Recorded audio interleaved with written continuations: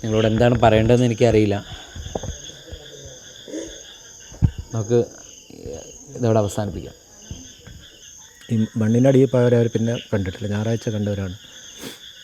ഇപ്പോൾ എൻ്റെ ജ്യേഷ്ഠനായാലും ജ്യേഷ്ഠനെ ഞാൻ കണ്ടിട്ട് കുറേ ആയി. കാരണം അവന് അവിടെ ഉണ്ടാവില്ല. അവനവിടെ കാപ്പൻകുല്ലി ഒരു ഹോട്ടലിലാണ് പറയും. രാവിലെ നേരത്തെ വരും, രാത്രി വൈകിയാണ് വരല്. ഞാൻ ചെല്ലുന്ന സമയത്തൊന്നും ഉണ്ടാവില്ല. ഞായറാഴ്ച ദിവസങ്ങളിൽ ചിലപ്പോൾ കാണില്ല. അപ്പോൾ ഈ ഞായറാഴ്ച ഇപ്രാവശ്യം അവിടെ കയറിയതിൻ്റെ ശേഷം ഞായറാഴ്ച ഒഴിവുണ്ടാവില്ല. ഏട്ടനെ കണ്ടിട്ട് കുറേ ആയി ഞാൻ. പിന്നെ ഒറ്റന്നിന് കോണ്ടാക്ട് ചെയ്യാൻ പറ്റിയിട്ടില്ല. പിന്നെ എല്ലാവരും വിളിച്ച് പിന്നെ ആരെയും കിട്ടിയിട്ടില്ല. അതിൽ മരണപ്പെട്ടു എന്ന് പറഞ്ഞാൽ അങ്ങനെ എന്തെങ്കിലും വിവരങ്ങളൊക്കെ നിങ്ങൾ അറിഞ്ഞായിരുന്നോ പിന്നീട്? പിന്നെ അവരൊക്കെ പോയിന്ന് പറഞ്ഞു, കുറേ കുടുംബങ്ങൾ പോയിന്ന് പറഞ്ഞു. പിന്നെ അവരെ കോണ്ടാക്ട് ചെയ്യാൻ പറ്റിയിട്ടില്ലല്ലോ. നമുക്ക് അവരെ കിട്ടാനുള്ള പ്രാർത്ഥിക്കുക. ഇപ്പോൾ ഇവിടെ പൊട്ടിയിട്ടുണ്ട്, നമുക്ക് എവിടേക്കെങ്കിലും മാറുക, താഴേക്ക് എവിടേക്കെങ്കിലും പോവുക, വേഗം വരികയും. അപ്പോൾ പറഞ്ഞ് അപ്പോൾ പിന്നെ നല്ല കാറ്റും മഴയൊക്കെ ഇപ്പോൾ ഇന്നലെയും മിഞ്ഞാന്നൊക്കെ ഉണ്ടായത് തന്നെയല്ലേ, എങ്ങോട്ട് പോകാനാണ്, പിന്നെ സമാധാനിച്ച് ഇവിടെ ഇരിക്കുക. മുൻ വർഷങ്ങളിൽ ഈ വർഷകാലമാകുമ്പം കനത്ത മഴ പെയ്യുമ്പം നിങ്ങളുടെ ഉള്ളിൽ അങ്ങനെ ഒരു പേടി ഉണ്ടായിരുന്നു, ഇത് പൊട്ടാനുള്ളതാണ്, അങ്ങനെ എന്തെങ്കിലും ഒരു പേടി നിങ്ങളുടെ? ഞാൻ പല ആളുകളോട് സംസാരിച്ച സമയത്ത് പല ആളുകൾ അങ്ങനെ എന്നോട് പറഞ്ഞു. അത് സത്യമാണോ? മുണ്ടക്കൈ പ്രദേശത്ത് ഒരു കുടുംബത്തിലെ 25ഓളം അംഗങ്ങൾ നഷ്ടപ്പെട്ട ഒരു കുടുംബത്തിൻ്റെ കൂടെയാണ് ഞാനിപ്പോൾ ഉള്ളത്. മുഷ്താഖ് എന്ന് പറയുന്ന വ്യക്തിയാണ്. അവരുടെ കുടുംബത്തിൽ പലരെയും ഇപ്പോഴും അവർ ജീവിച്ചിരിപ്പുണ്ടോ, എവിടെ അല്ലെങ്കിൽ മരിച്ചു പോയോ എന്നൊന്നും ഒരു വിവരവും ഇവർക്കിപ്പോഴുമില്ല. ഇവരിപ്പോഴും അന്വേഷിച്ചു കൊണ്ടേയിരിക്കുകയാണ്. ആ ഒരു കുടുംബത്തിൻ്റെ ഡീറ്റെയിൽ, അത് എത്ര പേരാണ്, ആരൊക്കെയാണ് ഇവരുടെ ഇത് എന്ന് അറിയാനാണ് ഞാനിപ്പോൾ ഇവിടെ വന്നിട്ടുള്ളത്. ഇവരിപ്പോൾ കൽപ്പറ്റയിലാണ് മുഷ്താഖിൻ്റെ വീടുള്ളത്. അവിടെയാണ് ഞാനിപ്പോൾ വന്ന് അവിടുത്തെ വീട്ടുമുറ്റത്ത് നിന്നാണ് സംസാരിക്കുന്നത്. എൻ്റെ കുടുംബത്തിൽ തന്നെ ഒരു 25ഓളം പേര് മിസ്സായിട്ടുണ്ട്. അതിലിപ്പോൾ 13 ബോഡി കിട്ടിയിരുന്നു. തിരിച്ചറിഞ്ഞത് 13 ബോഡി കിട്ടിയിട്ടുണ്ട്. 13 കിട്ടിയിട്ടുണ്ട്. ബാക്കിയുള്ളവർ കിട്ടാനാണ്. പിന്നെ ഒന്ന് കിട്ടിയിട്ടുണ്ട്, അത് കൺഫേം ആയിട്ടില്ല. ആർക്കും തിരിച്ചറിയാൻ കഴിയുന്നില്ല. കാരണം മുഖത്തിൻ്റെ പ്രകൃതിയൊക്കെ മാറിപ്പോയിട്ടുണ്ട്. അപ്പോൾ തിരിച്ചറിയാൻ കഴിയാതെ ഒരു ബോഡി ഇപ്പോൾ അവിടെ കിടക്കുന്നുണ്ട്, ആരുതാണെന്ന് അറിയാതെ. അങ്ങനത്തെ ഒരു സാഹചര്യത്തിൽ നിൽക്കുകയാണ് ഇപ്പം. ഈ കുടുംബക്കാർ ആരൊക്കെയാണ് എന്ന് കൃത്യമായിട്ടൊന്ന് പറയാൻ കഴിയും? പേര് എല്ലാവരും എനിക്ക് കുട്ടികളെ പേരൊന്നും ബന്ധം പറയാം. കാരണം എൻ്റെ ജ്യേഷ്ഠനുണ്ട്, എൻ്റെ ജ്യേഷ്ഠൻ്റെ ഭാര്യ, അതേമാതിരി ഉപ്പാൻ്റെ അനിയന് എളാപ്പാൻ്റെ ഭാര്യൻ്റെ 2 മക്കളെ ഈ 2 മക്കൾ, പിന്നെ വേറൊരു എളാപ്പുണ്ട്. ആ എളാപ്പ പോയി. എളാപ്പാൻ്റെ ഒരു മോൻ്റെ ഒരു മോന്, പിന്നെ അമ്മായിൻ്റെ മോളെ മോന്, പിന്നെ വേറൊരു അമ്മായി ചൂരേമ താമസിക്കുന്ന ആ അമ്മായിൻ്റെ മരുമകൾ, വേറൊരു കുട്ടി. അങ്ങനെ 25 ആൾ മൊത്തത്തിൽ മിസ്സായിട്ടുണ്ട്. വേറെ കുട്ടികളൊക്കെ ഉണ്ടെങ്കിൽ അവരുടെ പേര് എനിക്ക് കറക്റ്റ് അറിയില്ല, ചെറിയ മക്കളായതുകൊണ്ട്. അവർ ഈ പറഞ്ഞ 25 ആളുകൾ ഒരു വീട്ടിലായിരിക്കില്ല സ്വാഭാവികമായിട്ടും. അപ്പോൾ അവർ വ്യത്യസ്ത വീടുകളിൽ എങ്ങനെയാണ്? വീട്ടിലായിരുന്നു എല്ലാവരും. ഉപ്പാൻ്റെ ഉപ്പയും ഉമ്മയും 2 അനിയത്തികളും ഉണ്ടായിരുന്നു. 2 അനിയത്തികളപ്പം അടുത്ത് കല്യാണം കഴിച്ച് ഒരാൾ എറണാകുളത്താണ്, ഒരാൾ ഇവിടെ ബാലുശ്ശേരിയാണ്. പിന്നെ ഉപ്പയും ഉമ്മയും ഉണ്ടായിട്ടുള്ളൂ. പിന്നെ അതിൻ്റെ നേരെ താഴെയാണ് ഞങ്ങൾ ഉള്ളത്. ഞാനിപ്പോൾ വീട് വെച്ചിട്ട് 6 വർഷമായിട്ടുള്ളൂ. എനിക്ക് ഇതേമാതിരി സഹായിച്ച വീടായിരുന്നു. ഞങ്ങൾ 2 ആളും മോനുമാണ് ഉണ്ടായിരുന്നത്. പിന്നെ അതിൻ്റെ അടുത്ത് സഹായിച്ചത് നമ്മളെ ലീഗിൻ്റെ കുറച്ച് പൈസ അവർ തന്നു. പിന്നെ അങ്ങനെ കെട്ടിയുണ്ടാക്കിയതായിരുന്നു വീട്. ഉപ്പ തന്നായിരുന്നു 5 സെൻറ്റ് സ്ഥലം സഹായിച്ച്. അങ്ങനെ വീടൊക്കെ കെട്ടി ഇപ്പോൾ 6 വർഷമായിട്ടുള്ളൂ വീട് കെട്ടി താമസിക്കൽ തുടങ്ങിയിട്ട്. അതിൻ്റെ അടുത്താണ് ഇവരെ വീട്, ചെറിയ വീട്. ഇവർ 2 ആളും ഇവരെ മോളും കുട്ടികളും. പിന്നെ അതിൻ്റെ താഴെ എൻ്റെ മൂത്ത ആങ്ങള, അതിൻ്റെ കുറച്ച് താഴെയാണ് മൂത്ത ആങ്ങള, അമ്മായി കാക്ക, അവരെ 2 മക്കൾ. പിന്നെ മൂത്ത ആങ്ങളെയും പെണ്ണുങ്ങളും 2 മക്കളും ഉണ്ടായിരുന്നു. ഒരു മക്കൾ 2 ആളും പുറത്താണുള്ളത്. മോളെ കെട്ടിച്ച് അവൾക്ക് 3 കുട്ടികളുണ്ട്. പിന്നെ മോന് എറണാകുളത്ത് ബാംഗ്ലൂരായിരുന്നു, അവനൊരു ജോലിക്ക് പോയിക്കൊണ്ടിരിക്കുന്നു. അവൻ്റെ ഭാര്യ പ്രസവിച്ച് കിടക്കണ റിപ്പണിൽ. അതുകൊണ്ട് മക്കൾ 3 ആളും അവിടെ ഉണ്ടായിട്ടില്ല, ഇവർ 2 ആളേ ഉണ്ടായിരുന്നുള്ളൂ. ഞായറാഴ്ച രാത്രി 2 മണിയാകുമ്പോഴാണ് പൊട്ടി വന്നത് ആദ്യത്തെ ഒന്ന്. അപ്പം ഞാൻ ഇവരെ വിളിച്ച് പെട്ടെന്ന് ഞെട്ടി ഉണർന്നിട്ട് പറഞ്ഞു, ഭയങ്കര സൗണ്ട് ഉണ്ട്, ഒച്ച ഉണ്ട്, ചളി മണക്കുന്നുണ്ട്. അപ്പം പോയി നോക്കണം, നമ്മൾ ഭയങ്കര സൗണ്ട്, അപ്പോൾ ഒരൊക്കെ ഇങ്ങനെ അവിടെ ഉണ്ടായിരുന്നു ആ സമയത്ത്.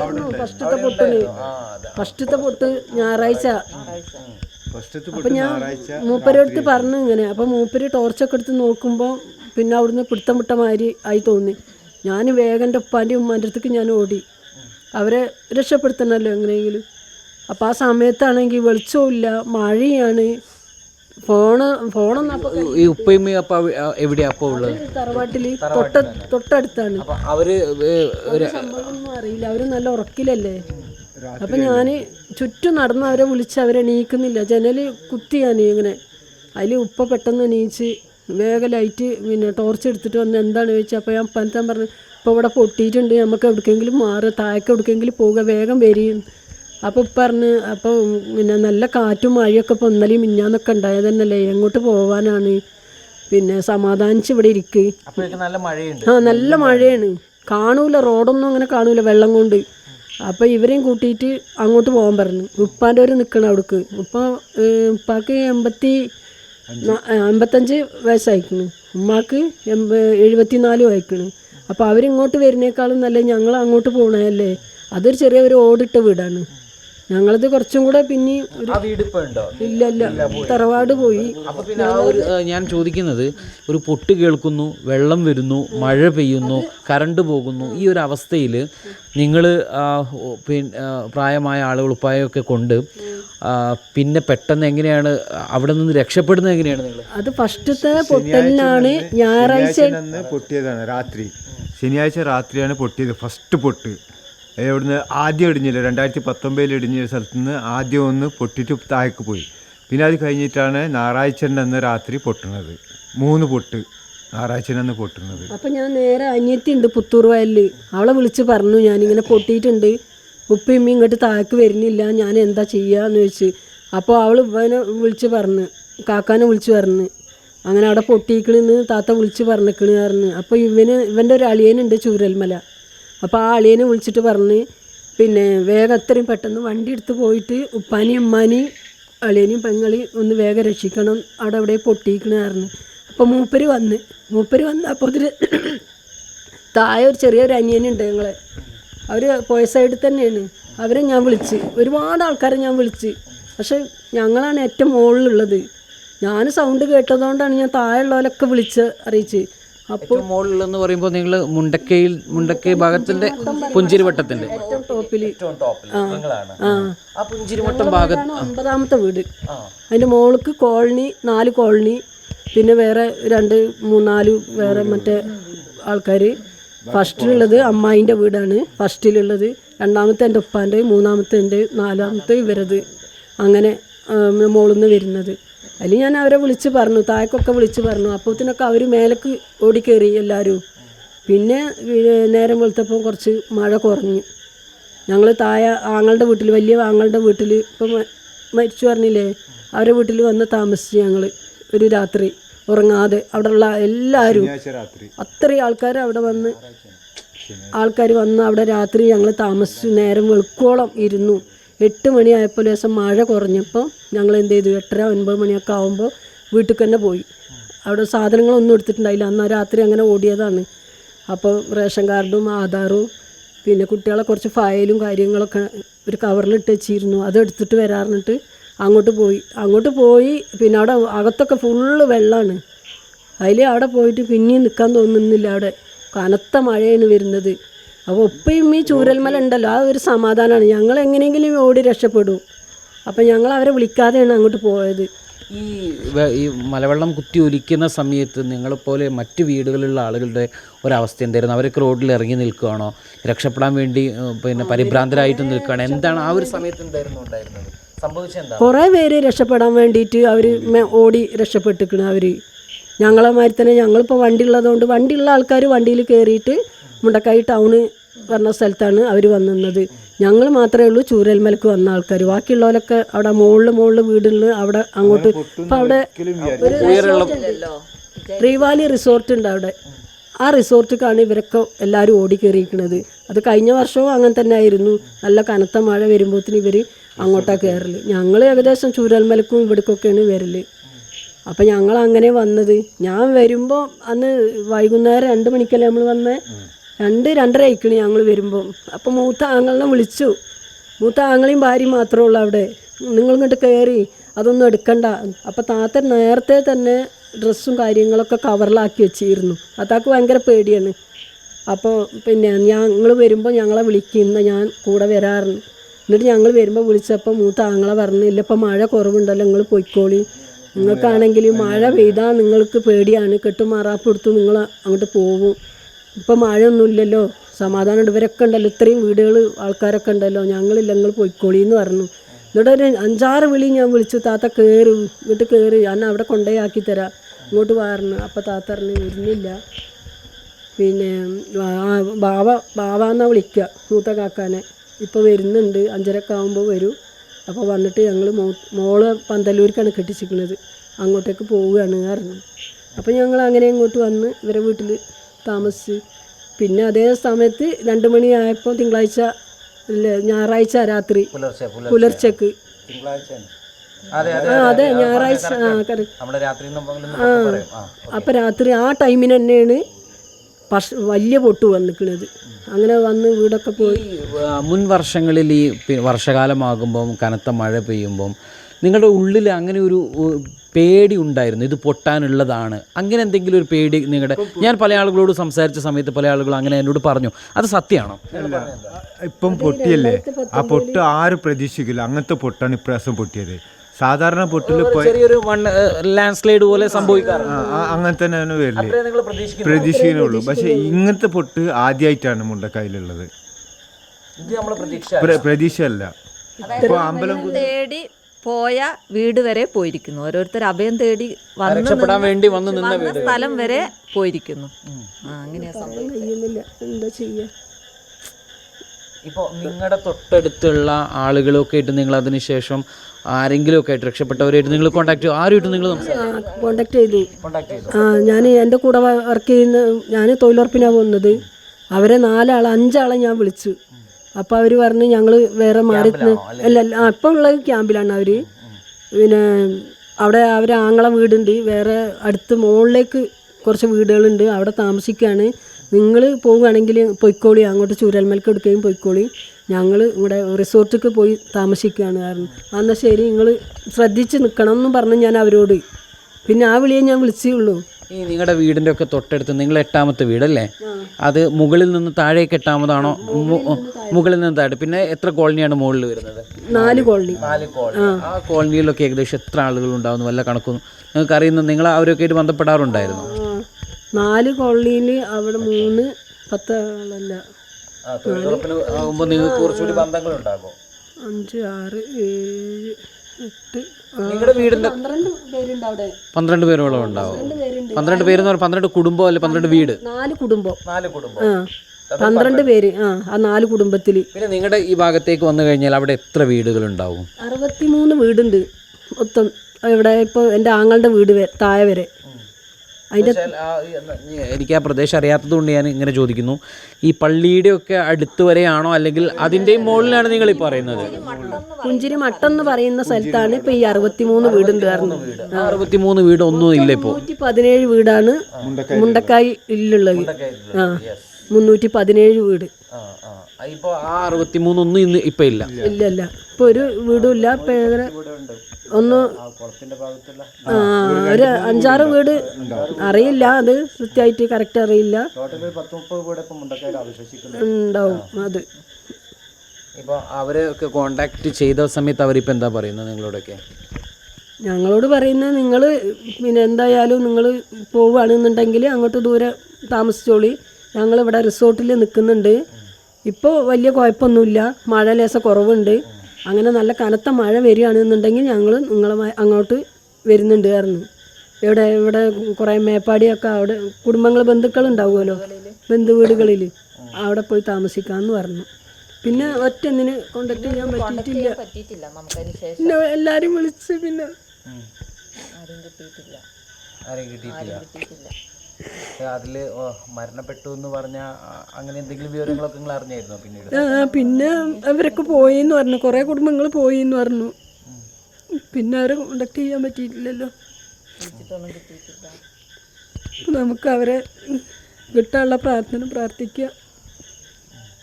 നമ്മളെ ജീവൻ രക്ഷപ്പെട്ടില്ല, അതും വലിയൊരു എന്നല്ലേ ഭാഗ്യം കൊണ്ട് രക്ഷപ്പെട്ടാ ഞങ്ങൾ രക്ഷപ്പെടൂല. നിങ്ങൾ ഈ 8 പേരെയാണ് ഇപ്പോൾ കിട്ടിയെന്ന് പറഞ്ഞത് അല്ലേ? ക്ഷമിക്കണം, 13 പേരെ. അപ്പോൾ ബാക്കിയുള്ള ആളുകൾ സംബന്ധിച്ച് നിങ്ങൾ അന്വേഷണങ്ങളൊക്കെ നടത്തി ലിസ്റ്റിലൊക്കെ നിങ്ങൾ തിരഞ്ഞോ? എന്താ ആദ്യം കോണ്ടാക്ട് ചെയ്യാൻ പറ്റുന്നിടത്തോളമൊക്കെ നമ്മൾ ഇപ്പോൾ മദ്രസിൽ മാറി നിൽക്കുന്നവരുണ്ട്, കുറച്ച് റിസോർട്ടിലുണ്ട്, അതേമാതിരി കുറച്ച് പേര് ബസ്സിലൊക്കെ കയറുന്നുണ്ട്. അവിടെ ഒരു KSRTC ബസ്സൊക്കെ നിർത്തിയിട്ടുണ്ട്. ആ ബസ്സിൽ സ്റ്റേ ബസ്സിലേക്ക് കയറി നിന്നിട്ടുണ്ട്. അപ്പോൾ അവിടെ കോണ്ടാക്ട് ചെയ്യാൻ പറ്റുന്നവരോടൊക്കെ വിളിച്ച് ചോദിച്ചാൽ ഇന്ന ആളൊക്കെ നിങ്ങളെ കൂട്ടത്തിലുണ്ടോ വെച്ചപ്പോൾ ആ കൂട്ടത്തിലൊന്നും ആരും, അവരൊക്കെ സേഫാണ്, ആ കൂട്ടത്തിൽ ആരുമില്ല, ഏട്ടനില്ല, ഭാര്യയില്ല എന്നൊക്കെ പറഞ്ഞു. അങ്ങനെ പിന്നെയാണിത് മനസ്സിലാകുന്നത്. മൊത്തം ഓരോ പിറ്റേന്ന് രാവിലെ പിന്നെ ഫയർഫോഴ്സൊക്കെ വന്ന് അങ്ങോട്ട് എത്തിയതിന് ശേഷമാണ് ഓരോരുത്തരുടെ ബോഡിയൊക്കെ അങ്ങനെ തെരഞ്ഞ് എടുക്കാൻ തുടങ്ങിയതും കുറേ എണ്ണത്തിന് അവിടുന്ന് മണ്ണിൻ്റെ അടിയിൽ നിന്ന് വലിച്ച് ഹോസ്പിറ്റലിലേക്ക് കൊണ്ടുവന്നതും. അങ്ങനെയാണ് ഇപ്പോൾ ബാക്കിയുള്ളവരൊക്കെ കഴിച്ചിലായത്. ഇപ്പോൾ അങ്ങനെ ആ ഒരു ഫയർഫോഴ്സും മറ്റവരൊക്കെ വന്നതിന് ശേഷമാണ് വലിച്ച് കൊണ്ടുപോകുന്നതൊക്കെ. ഈ അവിടെയുള്ള നിങ്ങളുടെ ആ പ്രദേശത്തൊക്കെയുള്ള ആളുകൾ കൂടുതൽ ഉപജീവന മാർഗ്ഗം എന്താണ്? കുറേ എസ്റ്റേറ്റ് മേഖലയാണ്, മേഖലയിൽ പ്രധാനമായിട്ടും അത് തന്നെയാണ് എസ്റ്റേറ്റ് മേഖല. അവിടെ പ്രൈവറ്റ് എസ്റ്റേറ്റും ഉണ്ട്, അല്ലാതെ മറ്റേ ഈ ഹാരിസൺ പോലത്തെ മലയാളം പ്ലാന്റേഷൻ്റെ ആ എസ്റ്റേറ്റും ഉണ്ട്. അതായത് ഏല എസ്റ്റേറ്റ്, ഏലക്കാടും മറ്റേതൊക്കെ ആയിട്ട് അങ്ങനെ തേയിലൻ്റെ ഉണ്ട്, ഏലത്തിൻ്റെ ഉണ്ട്. അപ്പം അങ്ങനെ ഒക്കെ ഫുൾ എസ്റ്റേറ്റാണ് അവിടെ ഉള്ളത്. എസ്റ്റേറ്റ് ജീവിതമാണ് ഇപ്പോൾ അവിടെ ഉള്ളവരൊക്കെ ജീവിക്കുന്നത് കൂടുതലും. പിന്നെ നിങ്ങൾ ആരെങ്കിലും നിങ്ങൾക്ക് അവിടെ പോകാൻ പറ്റിയിട്ടുണ്ടോ? നിങ്ങൾ പോയിട്ടുണ്ടാവില്ലേ? അതിന് ശേഷം പിന്നെ പോയിട്ടില്ല. അല്ല, അതിന് ശേഷം ഇപ്പം ഇന്ന് അനിയനും തിരയാനൊന്നും ഇല്ല, അങ്ങോട്ട് പോകാൻ പറ്റില്ല, റോഡില്ലല്ലോ അങ്ങോട്ട്. പിന്നെ നമുക്ക് പോകാൻ കഴിഞ്ഞിട്ടില്ല. പിന്നെ ഇപ്പോൾ അവർ വന്നതിന് ശേഷം പിന്നെ അവർ മുണ്ടക്കെ മങ്ങാടി വരെ മാത്രമേ ഇപ്പോൾ പോകാൻ പറ്റുന്നുള്ളൂ. നിങ്ങൾക്ക് അങ്ങോട്ട് കയറാൻ പറ്റിയിട്ടില്ല. ഇന്ന് പോയിട്ടുണ്ട്. പോകാനും പറ്റൂല. അല്ല, ഈ പുഞ്ചിരി ഞങ്ങളൊക്കെ ഇന്നലെ മുണ്ടക്കെ അങ്ങാടിയിൽ ഞങ്ങൾ ഇന്നലെ എത്തി. പക്ഷേ പുഞ്ചിരി മട്ടത്തേക്ക് വീണ്ടും പോകാൻ പറ്റില്ല. അങ്ങനെയായിരുന്നു. ഇപ്പോൾ ഇന്ന് പോയിട്ടുണ്ട്. ഇന്ന് ആൾക്കാരൊക്കെ പോയിട്ടുണ്ട്. ഇവരെ വീടിൻ്റെ പരിസരം, ഞങ്ങളുടെ വീടിൻ്റെ പരിസരമൊക്കെ ഫോട്ടോ എടുത്തിട്ട് വിട്ടിട്ടുണ്ട്. അപ്പോൾ ഇവരെ വീട് ഭാഗികമായിട്ട് തകർന്നിട്ടുണ്ട്. ആ ഒരു വീട് മാത്രമേ ഇപ്പോൾ അവിടെ ഭാഗികമായിട്ട് തകർന്നു. ബാക്കി എല്ലാ വീടും കംപ്ലീറ്റ് പോയതാണ്. നിങ്ങളുടെ വീട് ഭാഗികമായിട്ട് തകർന്നു കിടക്കാന്ന് അല്ലേ?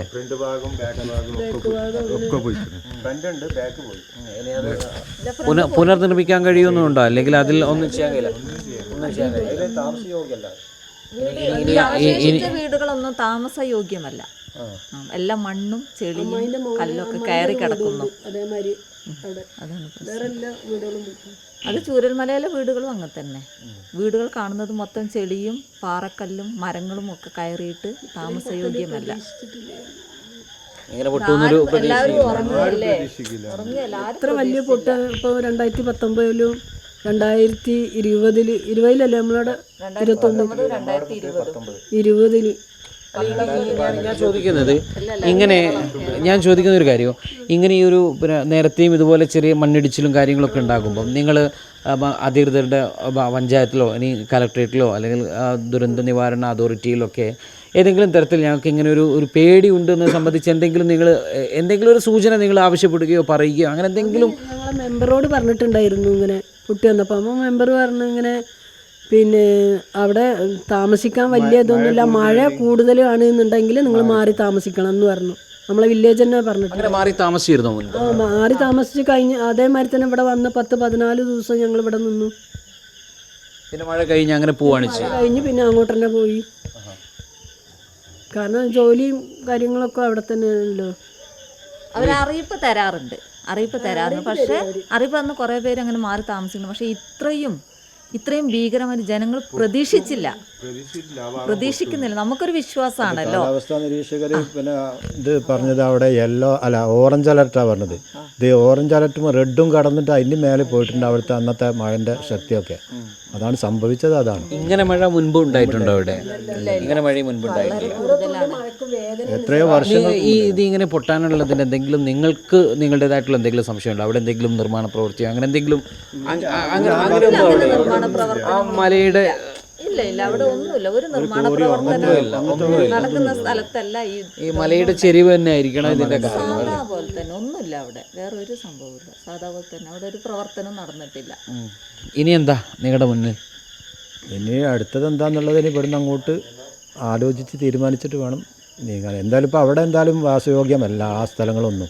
ഒരു വീട് വെക്കാനോ അല്ലെങ്കിൽ ഒന്നിനും അവിടെ ഇനി പറ്റുമെന്ന് എനിക്ക് തോന്നുന്നില്ല.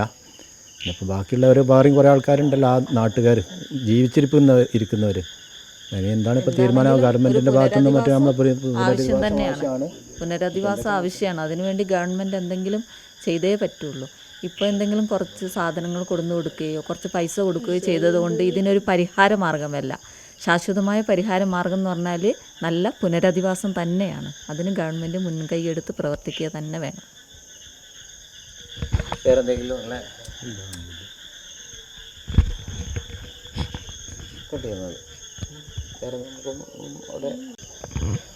നിങ്ങളോട് എന്താണ് പറയേണ്ടതെന്ന് എനിക്കറിയില്ല. നമുക്ക് ഇതോടെ അവസാനിപ്പിക്കാം.